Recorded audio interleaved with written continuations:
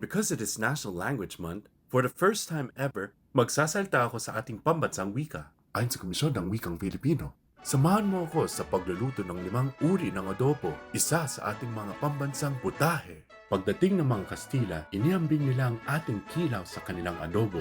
Pinangalanan nila itong Adobo de los Naturales. Gayunpaman, dito huminto ang paghahambing sa pagitan ng dalawang bagay na iyon.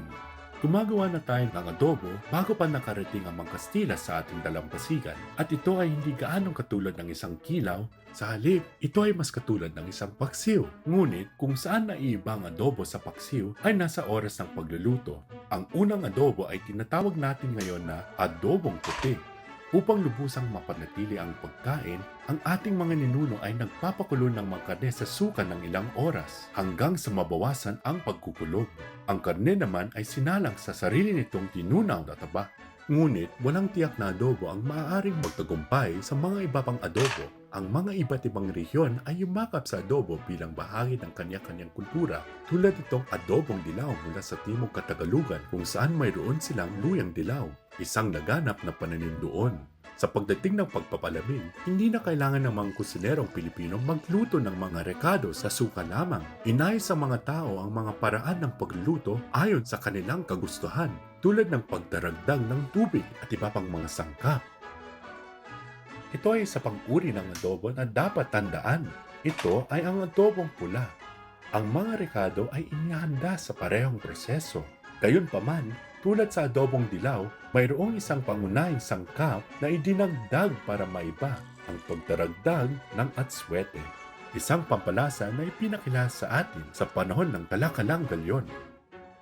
Sa buong Kapulaan, nagiging makabago ang mga Pilipino sa kanilang adobo. Binayayaan ng Bicol at saka Quezon ng sagana sa punong niyog na isang pagkakaugnay sa kanilang nakaraan noong sinaunang panahon.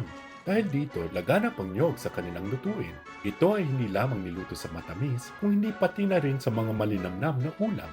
Ang adobo ng mga taong ito ay pinayaman sa patis, luya at kata upang maging adobo sa kata. Isang maanghang at malapot na pagkakaiba-iba. Siyempre, paano natin makalimutan ang pinakasikat na adobo sa lahat? Ang toyo ay nagbibigay ng nakilalang madilim na kulay.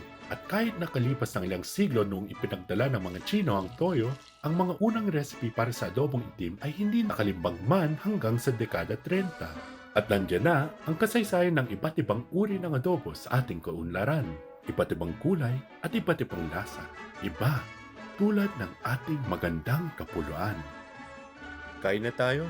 Nalaman mo na ang isa sa mga lihim ng kusinang Pilipino.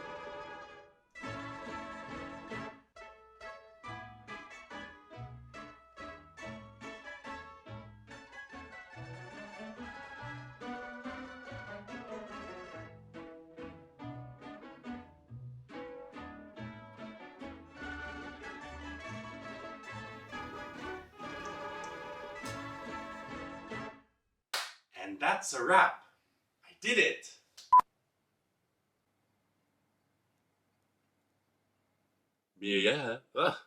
Binayaan ng Bicol at saka Quezon sa sagana sa punong niyog na isang oh my God. Binayaan ng Bicol at saka Quezon ng sagana.